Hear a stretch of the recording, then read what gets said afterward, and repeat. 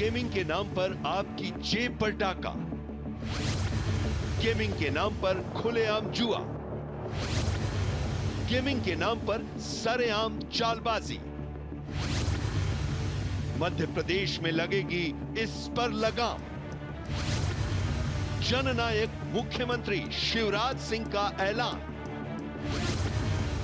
बनेगा मध्य प्रदेश जुआ अधिनियम 2023। मध्य प्रदेश बना बाकी राज्यों के लिए मिसाल। देश में सबसे पहले ऑनलाइन गैम्बलिंग पर नकेल।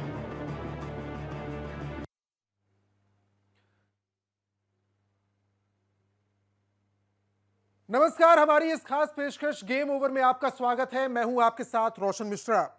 गैम्बलिंग वेबसाइट और ऐप जिस तरीके से तरह तरह का लालच देकर आपकी जेब पर डाका डाल रहे हैं, कानून से आंख मिचोली का खेल खेल रहे हैं, गेम के नाम पर खुलेआम जुआ चल रहा है और यह धीरे धीरे हमारी एक पीढ़ी को बर्बाद कर रहा है। लेकिन पूरे देश में सबसे पहले मध्य प्रदेश के जननायक लोकप्रिय मुख्यमंत्री शिवराज सिंह चौहान ने एक दूरदर्शी और सराहनीय फैसला लिया। देखिए इस खास रिपोर्ट में। बहुत हुआ ऑनलाइन जुआ, अब नहीं चलेगी चालबाजी। मध्य प्रदेश सरकार का सख्त एक्शन, सीएम शिवराज सिंह का सख्त रुख। ऑनलाइन गैम्बलिंग एक्ट और होगा सख्त, बनेगा मध्य प्रदेश जुआ अधिनियम 2023। ऑनलाइन जुए के अपराध पर लगेगी लगाम, बचकर नहीं निकल पाएंगे अपराधी। ऑनलाइन गैम्बलिंग ऐप, वेबसाइट की चालबाजियों की मध्य प्रदेश में अब कोई जगह नहीं। सोशल मीडिया से आपके टीवी स्क्रीन पर तमाम कथित भ्रामक विज्ञापनों की होड़ लगी हुई है और टारगेट पर हैं भोले भाले लोग जो एक बार इस मकड़जाल में फंसते हैं तो फंसते चले जाते हैं। कभी स्किल के नाम का झांसा, कभी रमी के नाम का झांसा, तो कभी टीम बनाओ और करोड़ों जीत जाओ का झांसा। कभी बड़े स्टार के जरिए लुभावने विज्ञापन का खेल, तो कभी खिलाड़ियों के जरिए प्रचार का गेम। लेकिन मध्य प्रदेश सरकार की सजगता से नहीं चलेगी ये चालाकी। मुख्यमंत्री शिवराज सिंह चौहान ने कर ली है तैयारी। देश में सबसे पहले मध्य प्रदेश में ऑनलाइन गैम्बलिंग पर लगेगी रोक। वर्तमान में जारी जुआ अधिनियम खत्म करके नया अधिनियम लाया जाएगा। ऑनलाइन गैम्बलिंग जो होती है, जो बड़ी समस्या बन गई है, उसके विरुद्ध कोई प्रावधान नहीं है। इसलिए हमने फैसला किया है कि वर्तमान जुआ अधिनियम के स्थान पर मध्य प्रदेश जुआ अधिनियम 2023 बनाया जाएगा, जिसमें ऑनलाइन गैम्बलिंग के खिलाफ पर्याप्त प्रावधान सम्मिलित किए जाएंगे ताकि ऐसे अपराधियों को भी हम दंडित कर सकें। बाकी राज्य क्यों कर रहे हैं इंतजार? नई पीढ़ी सबसे ज्यादा होती है इस तरह के खेलों का हिस्सा। लेकिन मुख्यमंत्री शिवराज सिंह चौहान का ये सराहनीय कदम देश के उन करोड़ों लोगों के लिए नजीर है जो शॉर्टकट मनी के गोरख धंधे में फंसकर अपना और अपने परिवार का भविष्य बर्बाद करते हैं। इजी कैशबैक और करोड़ों प्राइज मनी के लालच में न जाने क्या क्या लुटा बैठते हैं। लेकिन मध्य प्रदेश की सीमाओं में ऐसे फंदेबाजों की अब नो एंट्री होने जा रही है। Bureau report, Bharat express. तो ऑनलाइन गेमिंग का कारोबार तेजी से फल फूल रहा है, लेकिन मध्य प्रदेश पहला ऐसा राज्य बना है, शिवराज सिंह चौहान पहले ऐसे मुख्यमंत्री जिनने इसकी गंभीरता को समझा और एक फैसला लिया है। भारत एक्सप्रेस के ग्रुप एडिटर सुदेश तिवारी हमारे साथ स्टूडियो में मौजूद हैं। कुछ और एक्सपर्ट हमारे साथ जुड़ेंगे। डॉक्टर कावेरी चौहान हमारे साथ जुड़ी है, मनोचिकित्सक है, साइबर एक्सपर्ट भी हमारे साथ होंगे। सुदेश जी, मेरा पहला सवाल आपसे, एक चक्रव्यूह की तरह इसे देख सकते हैं। गेमिंग नाम के लिए, लेकिन गैम्बलिंग ज्यादा है, जिसमें खिलाड़ी पैसे देकर दाखिल तो होगा लेकिन कुछ लेकर नहीं आता, उसे प्रलोभन दिया जाता है, प्रचारित किया जाता है कि करोड़ों रुपए आप जीत सकते हैं। बावजूद इसके सरकारें गंभीर नहीं थी। मध्य प्रदेश सरकार एक फैसला लेती है कि इस तरह की गैम्बलिंग से लोगों को बचाया जाए। बहुत सी जिंदगी है, बहुत से परिवार हैं जिनको बचाने की जरूरत है। इस फैसले को और ऑनलाइन गैम्बलिंग को कितना बड़ा आप मानते हैं और इसे रोक लगाने की कितनी जरूरत है? देखिए रोशन, आपको याद होगा कि जब पहले एक फिल्म आई थी जहां पर बोला जा रहा था कि बसंती का ब्याह करने जा रहे हैं, लेकिन सामने वाला सामान्य तौर पर है लेकिन कभी कभी जुआ खेलने चला जाता है।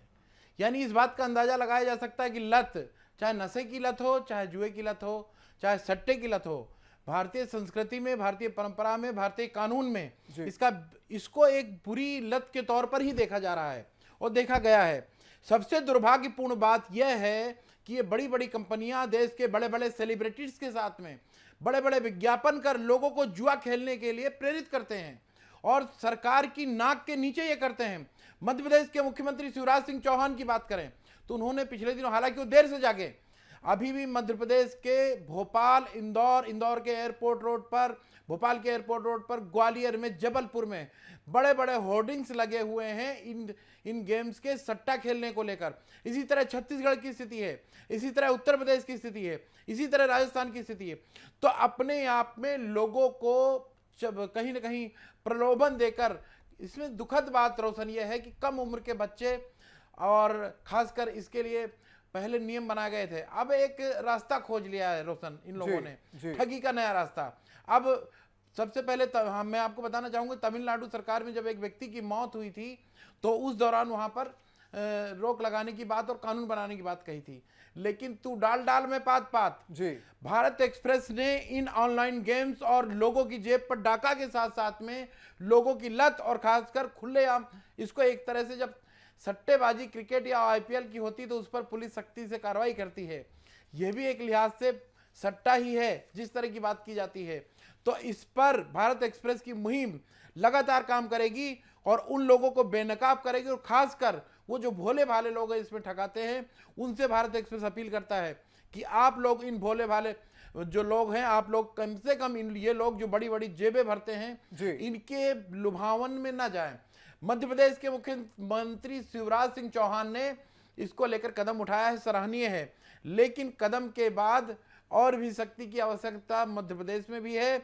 और सबसे प्रमुख बात यह है कि ये लोग जिस तरह से कानून की शरण लेते हैं, बिल्कुल शिवराज सिंह चौहान ने कहा कानून बनाएंगे, एक्ट बनाएंगे, केंद्र सरकार को भी इनके ऊपर सख्ती करने की जरूरत है। खासकर इनका जो पेमेंट लेने का तरीका है, गेटवे का तरीका है, और बताते हैं बहुत छोटा छोटा भुगतान, लेकिन जो जानकारी इनके कुछ जानकार हमारी नज़रों में है, जिन लोगों ने हमको जानकारी दी है, भारत एक्सप्रेस बड़ा खुलासा करेगा कि आखिर ये कितना बड़ा खेल है ऑनलाइन का और सट्टे का, और टीम बनाने के नाम पे बड़े बड़े सेलिब्रिटी को कहकर बड़े बड़े जो फिल्म स्टार चाहे क्रिकेटर्स हों उनका उपयोग कर ये लोग जिस तरह से आम लोगों की जेबों पर डाका डालते हैं और कहीं कहीं लोग एडिक्शन हो जाते हैं, एक तरह से जैसे किसी ने कोई नशा करता है, इसी तरह की स्थिति इसमें भी हो जाती है। कई लोगों की जानें गई हैं और सिर्फ मानसिक तौर पर ही नहीं, आर्थिक तौर पर लोगों की जेब पर डाका है, और इसके लिए सरकार को सख्त होना पड़ेगा रोशन।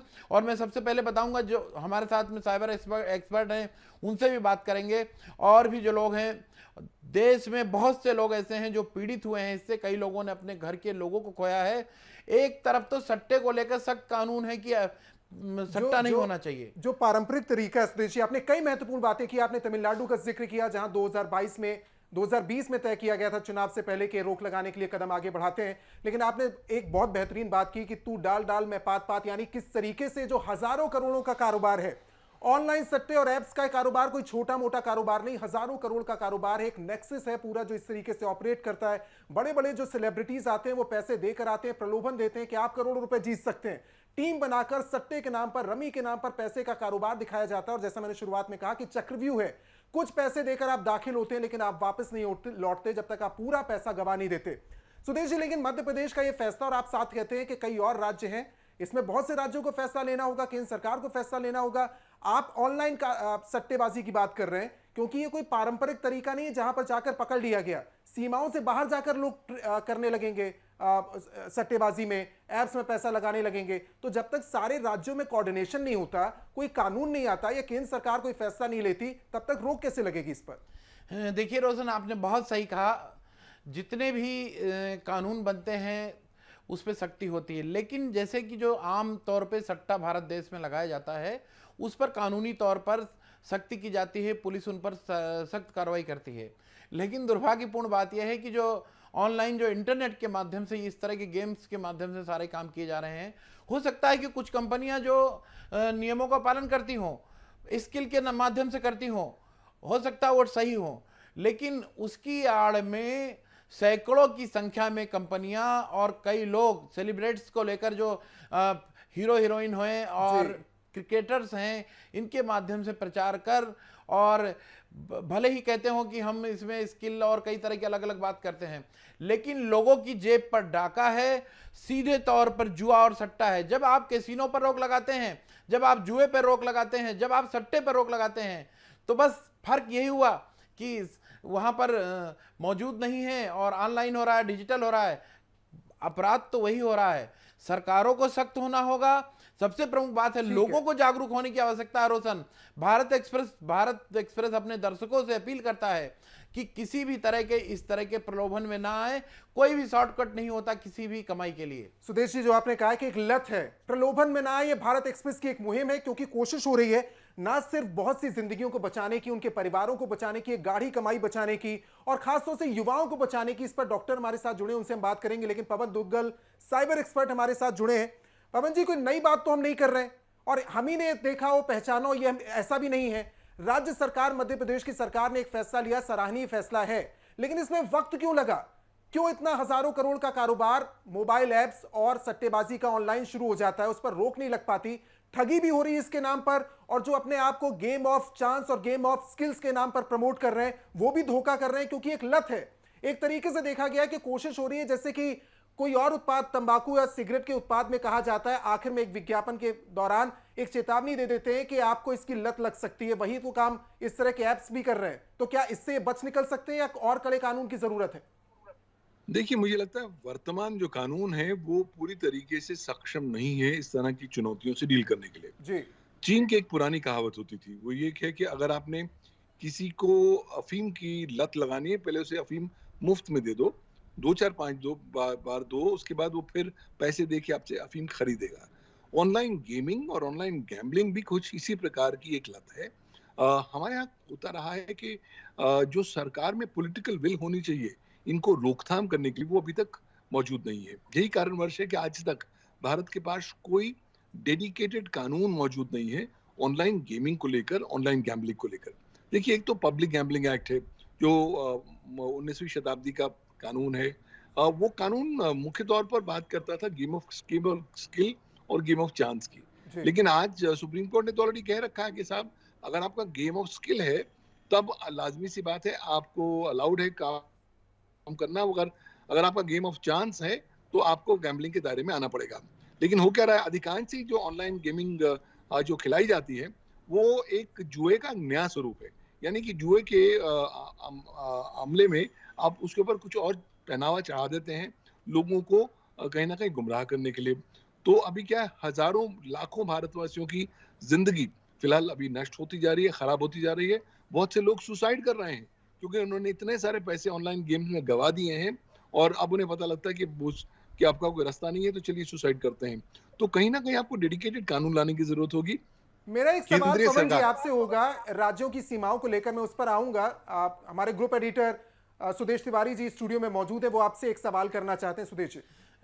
पवन जी, सबसे प्रमुख बात है कि लॉ की, चूंकि आप साइबर एक्सपर्ट भी हैं और लॉ से भी जुड़े हुए हैं, ऐसी स्थिति में आपके लिहाज से इसमें चाहे उनका जो पेमेंट गेटवे की बात हो, लोगों का भुगतान होने की बात हो, और जैसे कि अभी एक नया रास्ता निकाल दिया है कि उन्होंने कहा कि स्किल का मामला हो, या फिर और भी कई बातें कही, तो इसमें सरकार को किस तरह के कदम उठाने की आवश्यकता है और अभी इसमें किस प्रकार की कमियां हैं?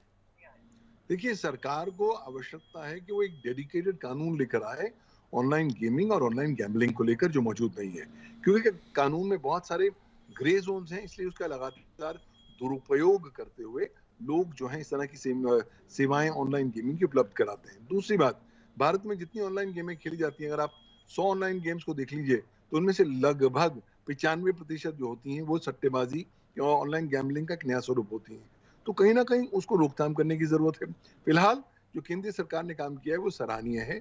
केंद्रीय सरकार को लगा है कि देखिए, ऑनलाइन एक नया गैम्बलिंग का कानून लाने में भी समय लगेगा, लिहाजा उन्होंने भारत के इंफॉर्मेशन टेक्नोलॉजी एक्ट में जो रूल्स आए थे, इंफॉर्मेशन टेक्नोलॉजी रूल्स 2021, जिनको संशोधन 2022 में किया गया था, उन्हें अपडेट कर दिया है 6 अप्रैल 2023 से। अब इन अपडेटेड रूल्स का सीधा तात्पर्य यह है कि सरकार ने कहा है कि देखिए हम आपके सेक्टर में घुसना नहीं चाहते, लिहाजा आपको चांस देते हैं कि आप सेल्फ रेगुलेशन के माध्यम से अपने सेक्टर को रेगुलेट करिए। तो लिहाजा ऑनलाइन गेमिंग इकोसिस्टम को कहा गया है कि आप कितनी भी ऑनलाइन सेल्फ रेगुलेटरी ऑर्गेनाइजेशन बनाना चाहें बनाइए। ये वो जो सेल्फ रेगुलेटिंग ऑर्गेनाइजेशन होंगी, पवन जी, आप जिसकी ये बात कर रहे हैं उस संशोधन को मैंने देखा है, और आप जो अमेंडमेंट्स की आप बात कर रहे हैं वो तो सेल्फ रेगुलेटरी की बात कर रहे हैं। वो ये कह रहे हैं कि इसमें सभी लोग शामिल हो जाएंगे, इसमें जो गेमर्स है, इंडस्ट्री है, अभिभावक है, वो शामिल होकर एक फैसला ले सकते हैं। आप कानून नहीं ला रहे, आप दिशा निर्देश ला रहे हैं, यानी आप विंडो खोल के दे रहे हैं कि किसी भी तरीके से काम हो सकता है, अगर मैं गलत नहीं हूं। प्रॉब्लम है। देखिए समस्या क्या है, जब तक आप डेडिकेटेड कानून लेकर नहीं आएंगे तब तक ये जो स्टॉप गैप अरेंजमेंट है वो चलने वाला नहीं है। देखिए आपके घर बहुत जबरदस्त बारिश हो रही जी। है, आपकी छत जो है चो रही है, अब आपको छत को या तो पूरी मरम्मत करनी पड़ेगी। अगर आप चोती हुई छत के ऊपर बैंडेड लगा देंगे और आप उम्मीद करोगे कि चोई हुई छत जो है चोना बंद कर देगी, तो ऐसा नहीं होने वाला। तो ये जो फिलहाल आईटी रूल्स के अंदर जो प्रावधान लाए गए हैं वो बहुत देर तक कारगर नहीं होने वाले।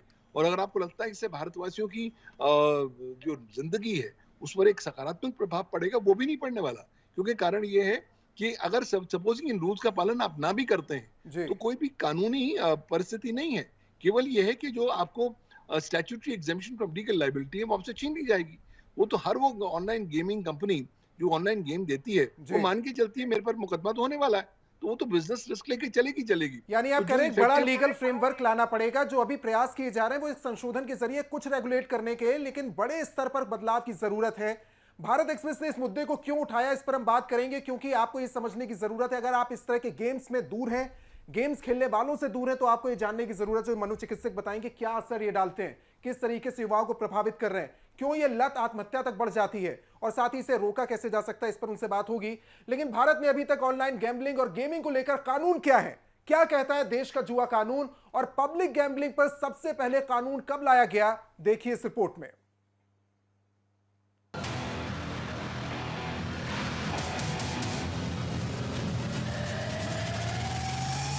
देश का जुआ कानून क्या है, पब्लिक गैम्बलिंग पर सबसे पहले कानून कब लाया गया था, आपको बताते हैं। 150 साल पहले पब्लिक गैम्बलिंग पर रोक के लिए कानून लागू किया गया था।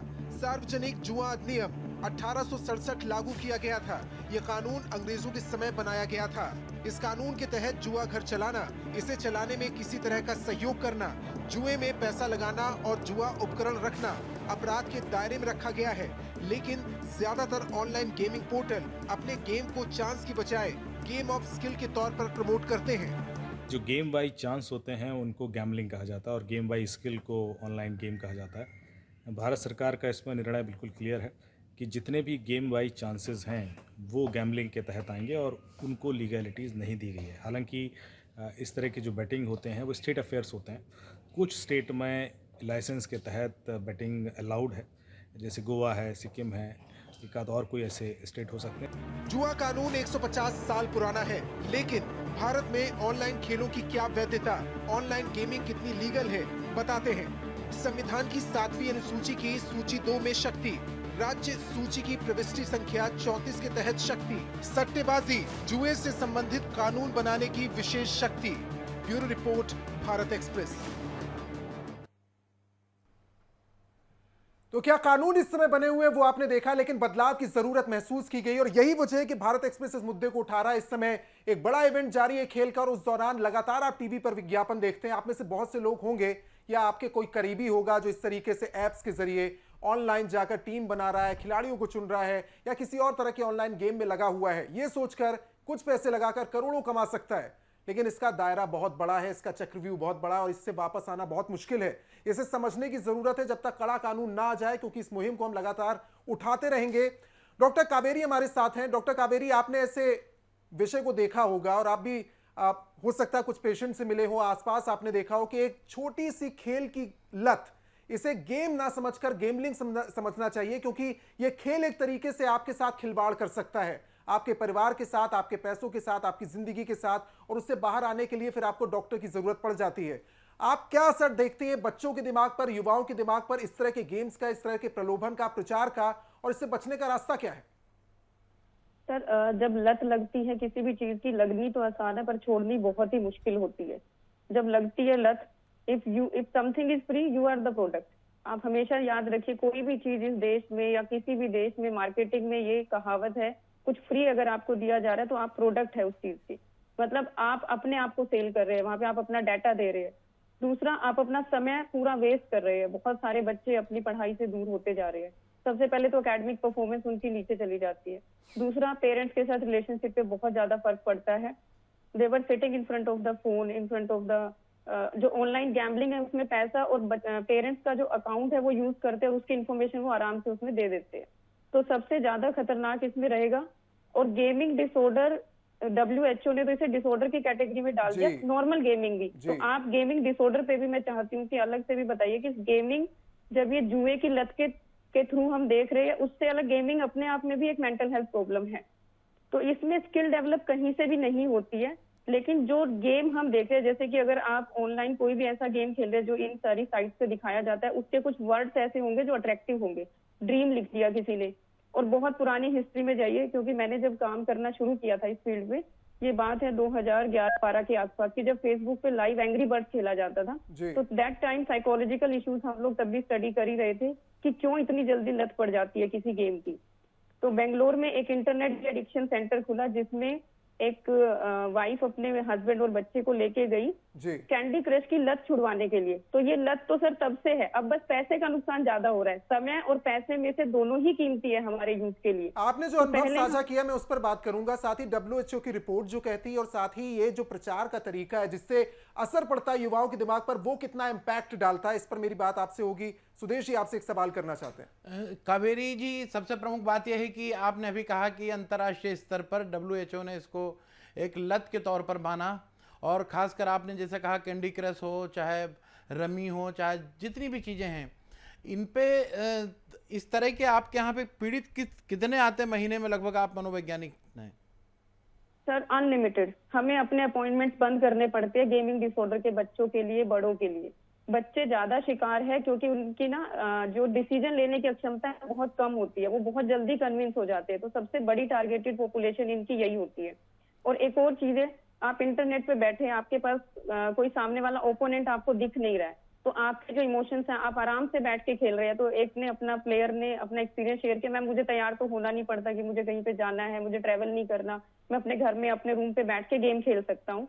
और उनको भ्रमित कैसे किया जाता है, पहले दिन तो वो गेम फ्री होता है, उसके बाद वो उसमें थोड़ा सा पैसा लगाते हैं, और वो पैसा उनको एक पूरी लिमिट है, एक चेन है। ये चक्रव्यूह वर्ड जो रोशन जी ने दिया, ये मुझे बहुत अच्छा लगा। चक्रव्यूह में फंसाया कैसे जाता है, और इस चक्रव्यूह को तोड़ना बहुत मुश्किल हो जाता है, और उसमें इनको एक्सपर्ट्स की हेल्प लेनी पड़ती है। और वहां पे और क्या होता है, पहले थोड़े से पैसे आपने लिए, आपको वो इजीली वापस मिल गए, वो बहुत कम अमाउंट होता है। डॉक्टर कावेरी, अगर मानसिक रोग विशेषज्ञ के तौर पर आपसे पूछा जाए, जो बच्चे हैं या युवा हैं, इनको यदि कोई नहीं रुकता, लगातार उसमें लत पड़ती जाती, तो उसके मानसिक तौर पर, उसके दिमाग पर किस तरह का असर पड़ता है? आर्थिक नुकसान तो होता ही होता है, शारीरिक तौर पर, मानसिक तौर पर किस तरह का नुकसान होता है उसका? सर, नुकसान सेम वैसे ही होता है जैसे कि फॉर एग्जांपल एडिक्शन के बारे में हम लोग बहुत सुन चुके हैं। ड्रग एडिक्शन हो गया और आपका अल्कोहल एडिक्शन हो गया।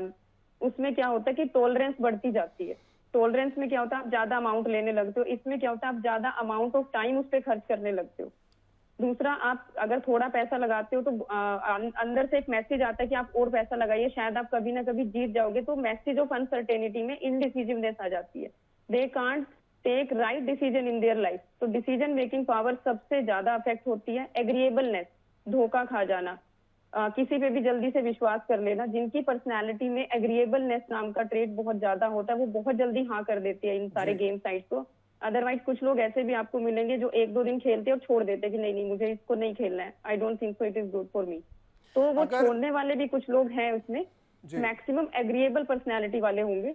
तो हमें उनका पर्सनैलिटी एनालिसिस करके इंटरनेट एडिक्शन और गेमिंग एडिक्शन का टेस्ट होता है, वो टेस्ट करके उसमें मार्क्स देखे जाते हैं। जैसे मेरे पास एक बार एक केस स्टडी बताती हूँ। देयर इज वन बॉय, उसकी मेडिसिन भी चल रही थी गेमिंग की वजह से। वो टेनिस प्लेयर था लड़का। तो व्हाट हैपेंड, जब उसको मेरे पास आया तो मैंने जब तक उसको पेपर पे टेस्ट करके उसके मार्क्स नहीं बताए कि आपने 1 मंथ में उतना गेम खेला है, जो टेस्ट हमारे पास है उसमें वो 1 ईयर में भी एडिक्शन की श्रेणी में आता है।